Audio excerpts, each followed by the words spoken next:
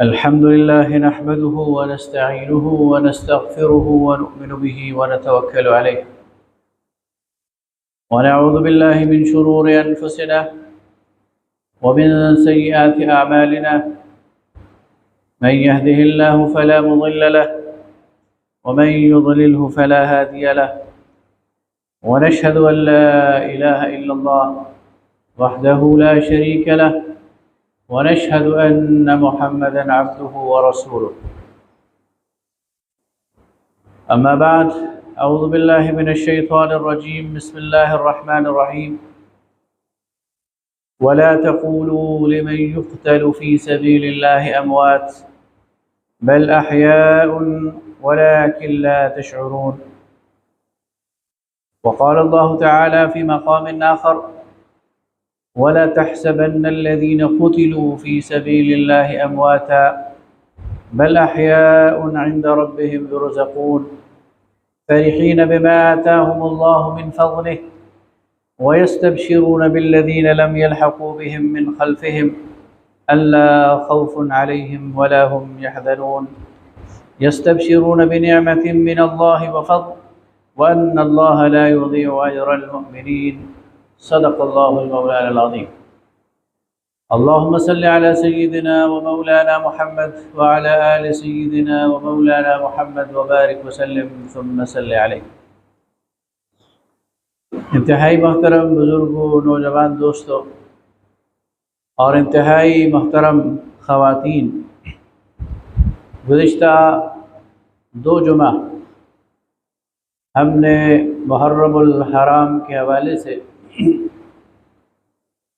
حضرت عمر فاروق رضی اللہ تعالیٰ عنہ جو خلیفہ ثانی ہیں ان کی شہادت پر بات کی، ان کی سیرت پر بات کی اور ان کی دور خلافت کے حوالے سے تھوڑا سا تذکرہ کیا. اس کے بعد جو جمعہ آیا اس میں ہم نے اسلام کا جو سیاسی نظام ہے جو خلافت راشدہ کی صورت میں ہمارے سامنے بطور آئیڈیل موجود ہے، اس کی خصوصیات پر بحث کی. اور یہ بحث کرتے ہوئے اس سے پہلے، اسلام سے پہلے جو دنیا کی صورتحال تھی اس کا بھی ایک اجمالی تذکرہ کیا. ہم نے یہ دیکھا کہ اسلام سے پہلے دنیا کے اندر ظلم، تاریکی، جہالت کا اندھیرا تھا. بادشاہت کا نظام جبر کی بنیاد پر قائم تھا، موروثیت کی بنیاد پر آگے بڑھ رہا تھا، اور وہاں پر عدل نام کی کوئی چیز نہیں تھی، بشری حقوق نام کی کوئی چیز نہیں تھی، اور جو خزانہ تھا وہ بادشاہ کی ملکیت ہوا کرتا تھا، اور بادشاہ کی زبان سے نکلا ہوا ہر حرف وہ قانون تھا. اسلام نے اس کے مقابلے میں جو نظام دیا وہ رات کی تاریکی کے بعد دن کا اجالا تھا. مسلمانوں نے جو نظام خلافت قائم کیا وہ شورا کی بنیاد پر قائم کیا.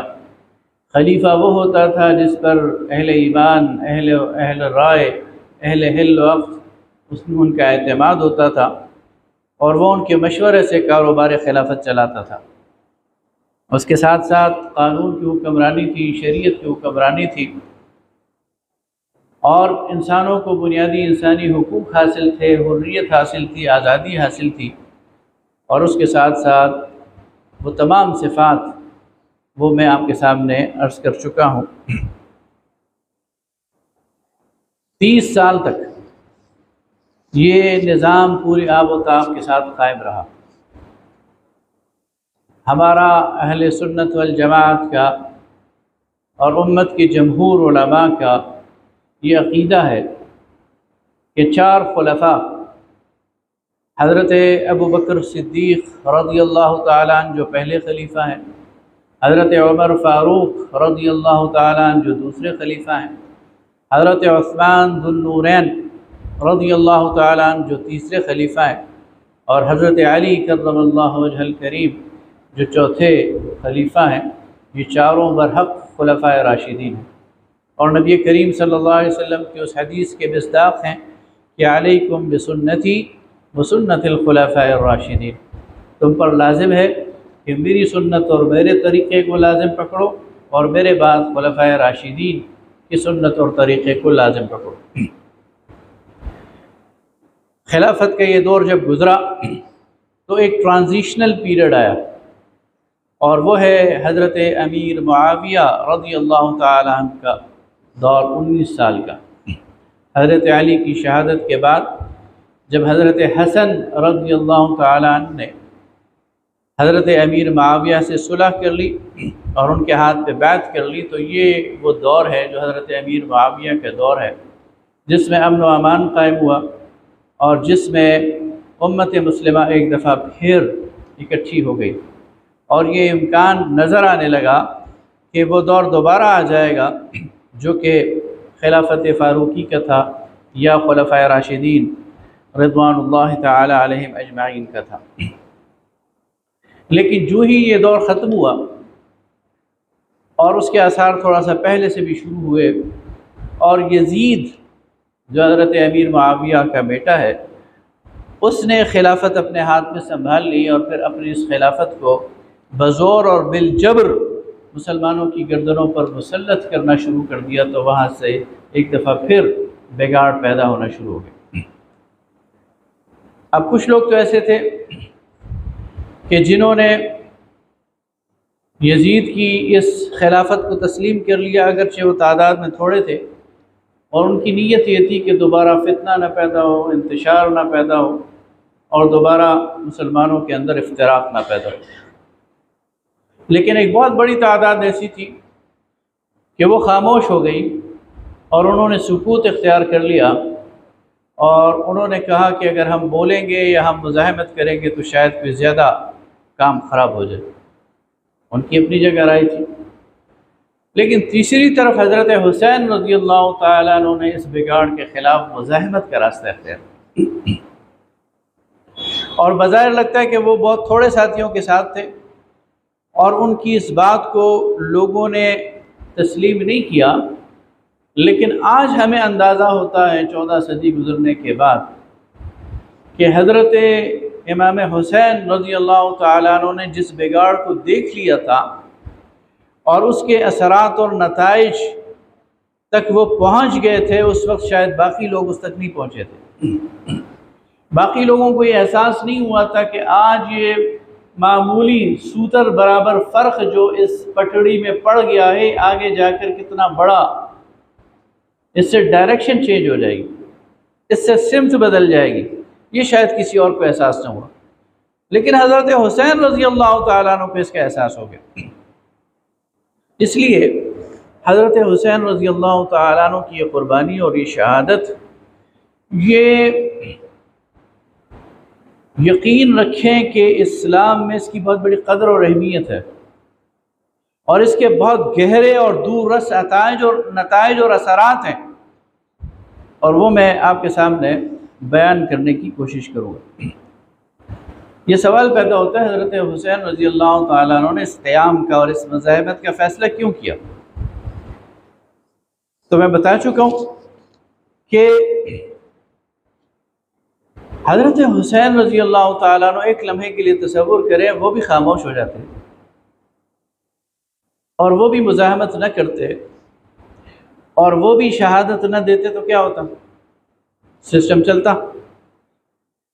اور آج ہمارے سامنے کیا تصویر ہوتی؟ آج ہمارے سامنے تصویر یہ ہوتی کہ جو اسلامی نظام ہے اس میں جبر کی گنجائش ہے، اسلام میں انسانوں کی گردنوں پر زبردستی مسلط ہونا یہ جائز ہے، ڈکٹیٹرشپ جائز ہے، موروثیت جائز ہے، اور وہ تمام خرابیاں جو بعد میں آتی رہی ان سب کو ہم جواز دے دیتے۔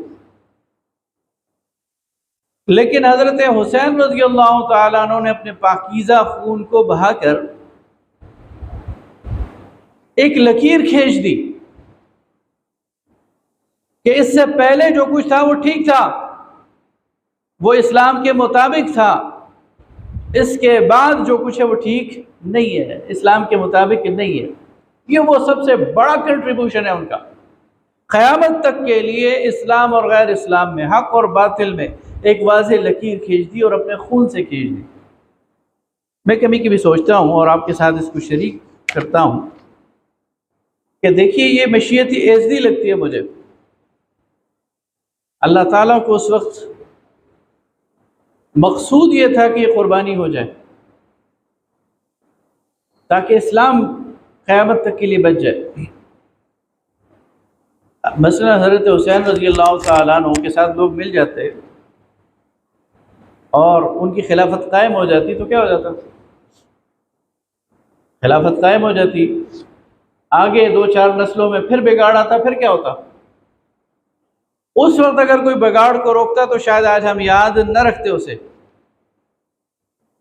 شاید میں اپنی بات کو سمجھا نہیں سکا، مزید تفصیل ذرا تھوڑا سا اس پہ یعنی اس پہ ذرا وہ بتاتا ہوں آپ کو، اس کو ذرا واضح کرنے کی کوشش کرتا ہوں۔ دیکھیے آج میں اگر آپ سے کہوں شہدائے بدر 14 صحابہ شہید ہوئے، کسی کو نام یاد ہے؟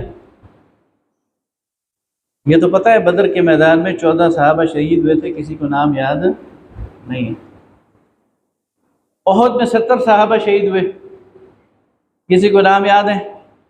صرف ایک حمزہ رضی اللہ تعالیٰ عنہ کے علاوہ کسی کا نام یاد نہیں۔ اچھا، حضرت ابوبکر صدیق رضی اللہ تعالیٰ عنہ کے بہت سارے بیٹے تھے، بیٹیاں تھیں، کسی کو نام یاد ہے؟ نہیں یاد۔ حضرت عمر رضی اللہ تعالیٰ عنہ کے حضرت بیٹے حضرت عبداللہ ابن عمر کے علاوہ کسی بیٹے کا کسی کو نام یاد ہے؟ نہیں یاد۔ حضرت عثمان رضی اللہ تعالیٰ عنہ کی بہت ساری اولاد ہے، کسی کو نام یاد ہے؟ نہیں یاد۔ حضرت علی کی بہت ساری ازواج تھیں، حضرت فاطمہ کی وفات کے بعد ان ازواج سے جو ان کی اولاد ہے کسی کو یاد ہے؟ نہیں یاد۔ حسن اور حسین سب کو یاد ہے۔ کیوں؟ یہ رسول اللہ کے نواسے تھے اور رسول اللہ صلی اللہ علیہ وسلم کی نسبت سے ان کے نام امر ہو گئے۔ ہر مسلمان کو یاد ہے، 1000 سال پہلے بھی یاد تھے، آج بھی یاد ہیں، قیامت تک یاد ہیں۔ ان کی قربانی یہ کیسے بلائی جا سکتی ہے؟ ان کی قربانی کو کیسے فراموش کیا جا سکتا ہے؟ لانگ لاسٹنگ ایفیکٹ ہے اس خانوادے کی قربانی کا، اور یہی وہ حکمت ہے اس کے پیچھے کہ اللہ تعالیٰ نے اس خانوادے کو چنا اپنے دین کی حفاظت کے لیے، دین کے اس نظام کی حفاظت کے لیے۔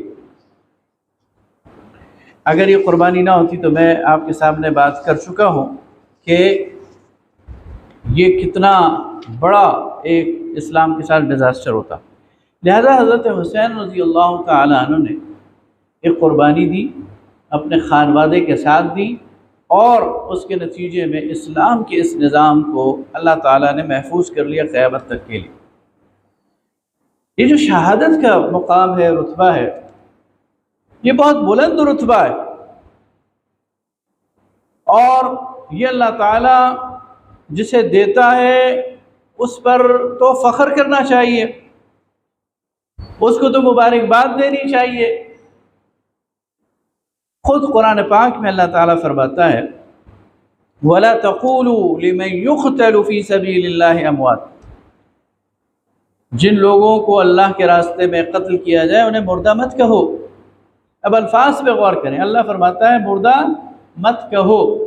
وَلَا تَقُولُوا، وہ لوگ جو اللہ کے راستے میں شہید کیے جائیں، مارے جائیں، انہیں مردہ مت کہو، بل احیاء، وہ تو زندہ ہیں، وَلَكِنْ لَا تَشْعُرُونَ، لیکن تمہیں اس کے شعور نہیں ہے۔ یہ آیت نازل ہوئی سورہ بقرہ میں کہ وہ لوگ جو اللہ کے راستے میں مارے جائیں انہیں مردہ مت کہو۔ جب یہ آیت نازل ہوئی تو صحابہ کرام رضوان اللہ تعالی علیہم اجمعین نے ان لوگوں کو جو اللہ کے راستے میں شہید ہوتے تھے مردہ کہنا چھوڑ دیا، شہید کہنا شروع کر دیا۔ زبانوں نے مردہ کہنا چھوڑ دیا، لیکن دل میں خیال تو آتا تھا نا کہ زندہ کیسے ہیں۔ ہم اپنے ہاتھ سے قبر میں اتارتے ہیں، منوق مٹی کے نیچے ڈال دیتے ہیں، تو خیال ذہن میں گزرتا تھا کہ اللہ کا حکم ہے مردہ مت کہو، نہیں کہتے۔ خیال ذہن میں آ جاتا تھا کہ کیسے زندہ ہے۔ اللہ رب العالمین نے اس کے نوٹس لیا اور سورہ آل عمران میں لفظ بدل دیا، کہا وَلَا تَحْسَبَنَّ الَّذِينَ قُتِلُوا فِي سَبِيلِ اللَّهِ أَمْوَاتًا، جو لوگ اللہ کے راستے میں مارے جائیں انہیں مردہ خیال بھی نہ کرو، تمہارے ذہن میں یہ خیال بھی نہیں آنا چاہیے کہ وہ مردہ ہے۔ تم زندہ کسی سمجھتے ہو؟ کھانے پینے والے کو، چلنے پھرنے والے کو، زندگی انجوائے کرنے والے کو؟ اس کے جواب دے دیا بل احیاء عند ربهم یرزقون، وہ اپنے رب کے ہاں زندہ ہیں، انہیں رزق دیا جا رہا ہے، وہ تم سے بہتر کوالٹی آف لائف انجوائے کر رہے ہیں، تم کیسے انہیں مردہ کہہ سکتے ہو؟ اچھا ٹھیک ہے جی، مردہ بھی نہیں کہیں گے، مردہ سمجھیں گے بھی نہیں، لیکن دل میں غم تو ہوتا ہے نا، کسی کا بیٹا شہید ہو جائے، کسی کا باپ شہید ہو جائے، کسی کا بھائی شہید ہو جائے، تکلیف ہوتی ہے کہ نہیں ہوتی؟ غم تو ہوتا ہے نا جدائی کا۔ اللہ کو وہ غم بھی ناگوار ہے، فرمایا وَيَسْتَبْشِرُونَ بِالَّذِينَ لَمْ يَلْحَقُوا بِهِمْ مِنْ خَلْفِهِمْ أَلَّا خَوْفٌ عَلَيْهِمْ وَلَا هُمْ يَحْزَنُونَ، اور وہ خوشخبری دے رہے ہیں ان لوگوں کو جو ان کے پیچھے رہ گئے ہیں، جنت میں پہنچ کر خوشخبری دے رہے ہیں ان لوگوں کو جو پیچھے رہ گئے ہیں، اللہ خوف علیہم، کہ ہمارے بارے میں ڈرو نہیں، ولا ہم یحزنون، ہمارے بارے میں غمزدہ بھی نہ ہو۔ ہم تو بہت اچھی زندگی گزار رہے ہیں، ہمیں تو نعمتیں ملی ہوئی ہیں، ہمیں تو اللہ کی رضوان مل گئی ہے، ہماری تو ساری خواہشیں پوری ہو گئی ہیں، ہماری تو نظر پوری ہو گئی، تم کیوں رو رہے ہو ہمارے پیچھے؟ تم کیوں اپنے آپ کو ہلکان کر رہے ہو؟ اللہ تعالیٰ کو یہ غم بھی اس کے بارے میں ناگوار ہے۔ وَيَسْتَبْشِرُونَ بِنِعْمَةٍ مِّنَ اللَّهِ، وہ خوشخبری دے رہے ہیں اللہ تعالیٰ کی نعمتوں کی اور اس کے فضل کی، وہ فضل، وَأَنَّ اللَّهَ لَا يُضِيعُ أَجْرَ الْمُؤْمِنِينَ، اور اللہ تعالیٰ اہل ایمان کے اجر کو ضائع نہیں کرتا۔ ایک واقعہ اس کے بارے میں آپ کو سنا دوں، ان آیت کا نزول غزوہ احد کے موقع پر ہوا۔ غزوہ احد سے پہلے جب غزوہ احد کے لیے نبی کریم صلی اللہ علیہ وسلم نکل رہے تھے تو حضرت جابر بن عبداللہ رضی اللہ تعالیٰ عنہ صحابی رسول ہیں، ان کی عمر 17-18 سال تھی۔ ان کے والد سے ایک مکالمہ ہوا، والد نے کہا بیٹا مجھے جانے دو جہاد پہ، بیٹے نے کہا ابا جی مجھے جانے دیں۔ والد نے کہا بیٹا میں بوڑھا ہوں، پتہ نہیں دوبارہ جہاد کا موقع ملے گا نہیں، مجھے جانے دو، تم نوجوان آدمی ہو، تمہیں موقع ملتے رہیں گے۔ حضرت جابر مان گئے۔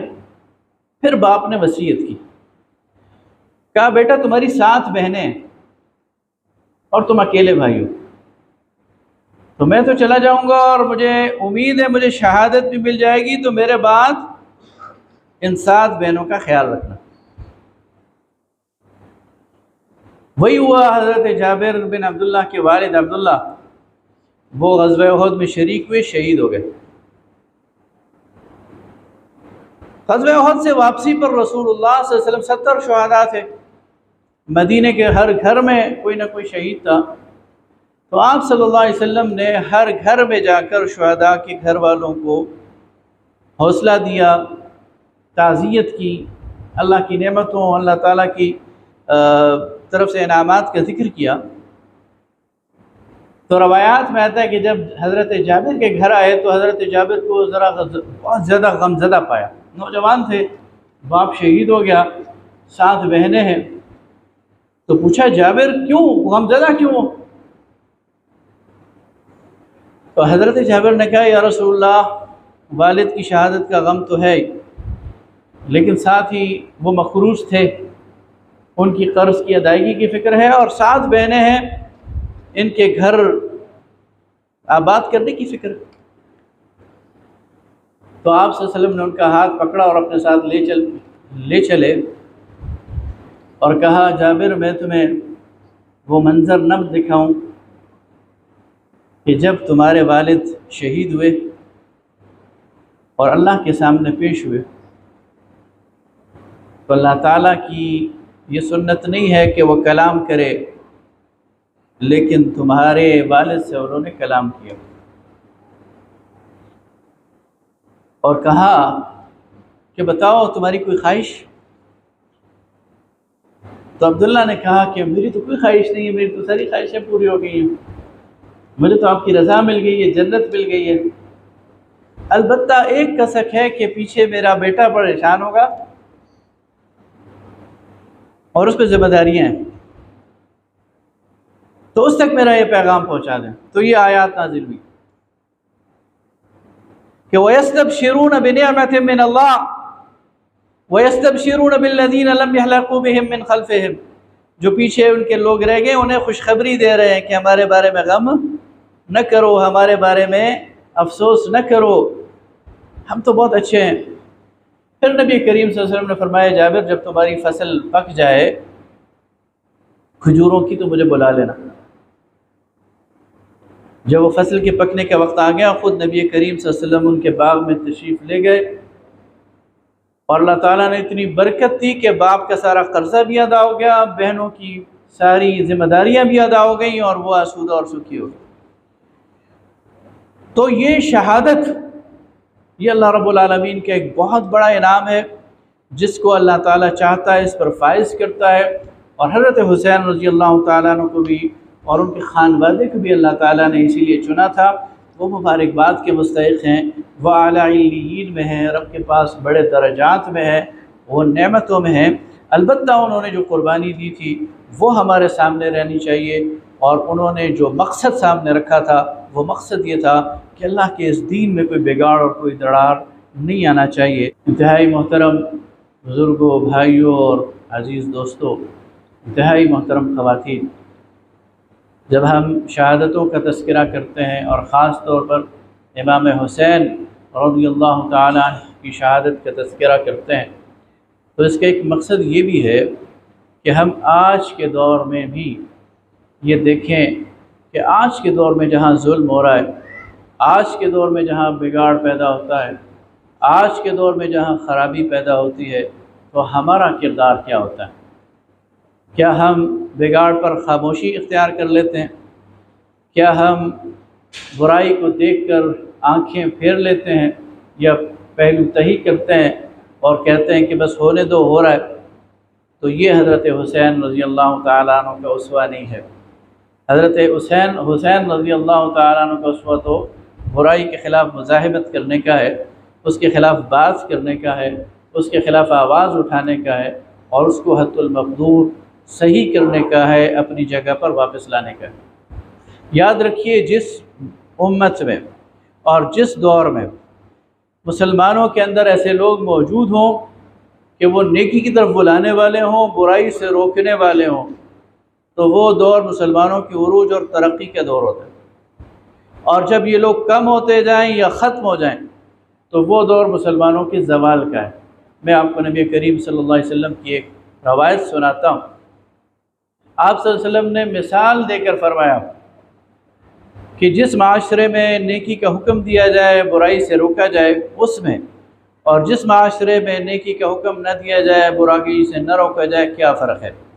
آپ صلی اللہ علیہ وسلم نے مثال یہ دی کہ سمندر میں ایک جہاز جا رہا ہے، اور اس جہاز کی دو چھتیں ہیں، کچھ لوگ اوپر رہتے ہیں، کچھ لوگ نیچے رہتے ہیں۔ نیچے والے ایک خیال کرتے ہیں کہ ہمیں پانی لینے کے لیے اوپر جانا پڑتا ہے، تو کیا یہ اچھا ہو کہ ہم اس جہاز کے پیندے میں سوراخ کر لیں اور یہاں سے پانی نکال لیا کریں اپنی ضرورت کے مطابق؟ آپ صلی اللہ علیہ وسلم نے فرمایا اگر اوپر رہنے والے لوگ نیچے رہنے والوں کو اس حرکت سے نہیں روکیں گے تو کیا ہوگا؟ جہاز غرق ہو جائے گا، اور جب جہاز غرق ہوگا تو نیچے والے بھی ڈوبیں گے اور اوپر والے بھی ڈوبیں گے۔ تو آپ نے فرمایا اس کا مقصد کیا ہے کہ جس معاشرے میں کوئی شخص برائی کرتا ہے وہ اللہ کے عذاب کو دعوت دے رہا ہوتا ہے، جب کوئی شخص نافرمانی کر رہا ہوتا ہے وہ اللہ کے غضب کو دعوت دے رہا ہوتا ہے، اور اگر کوئی اسے روکے گا نہیں تو اللہ کا عذاب آئے گا، اور اللہ کا عذاب جب آئے گا تو پھر اس معاشرے کے اندر جو گیلا ہے وہ بھی جائے گا، جو سوکھا ہے وہ بھی جائے گا۔ اس لیے معاشرے کے اندر مسلمان ایک ایکٹیو رول پلے کرتے ہیں، وہ سویا ہوا نہیں رہتا، وہ بیدار رہتا ہے، وہ نگاہ رکھتا ہے اپنے خاندان پر بھی۔ ہمارے بعض اب تو خیر معاشرے کی بات الگ ہو گئی ہے، ہمیں اپنے گھروں کی فکر نہیں ہوتی، ہمیں نہیں معلوم ہمارا بیٹا کہاں جا رہا ہے، ہمیں نہیں معلوم ہماری بیٹی کہاں جا رہی ہے، ہمارے گھر کے چھوٹے کہاں جا رہے ہیں، بڑے کہاں جا رہے ہیں۔ اور جب نتیجہ نکلتا ہے تو پھر سب کے ہوش اور حواس اور اوسان خطا ہو جاتے ہیں۔ لہٰذا ایک باپ کی بھی ذمہ داری ہے، ایک بھائی کی بھی ذمہ داری ہے، علماء کی بھی ذمہ داری ہے، اور معاشرے کے ایک ہر فرد کی بھی ذمہ داری ہے کہ وہ معاشرے کے اندر برائیوں کو روکنے کی اور بھلائیوں کو پھیلانے کی کوشش کرے۔ وآخر دعوانا الحمد للہ رب العالمین۔